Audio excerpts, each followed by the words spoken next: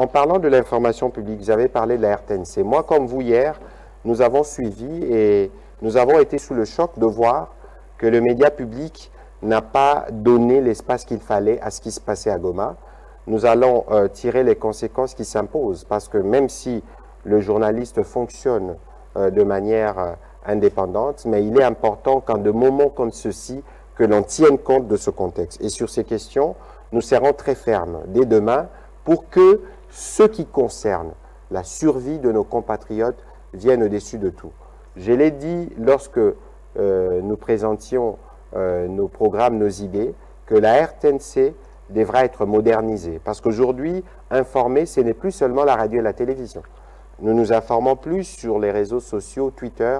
Il est question qu'on arrive, notre média public, sur le créneau de l'évolution des nouvelles technologies aux côtés des médias. Et donc, ce matin, j'ai commencé ma journée ici à 8 h du matin parce qu'il était important que les populations qui sont dans les autres provinces du pays comprennent que le gouvernement suit la question de près pour les informer. Et donc, de manière étroite, avec la direction générale du média public, nous allons travailler pour que la chaîne nationale soit la première à toute heure qui sera en mesure de communiquer, de bien communiquer.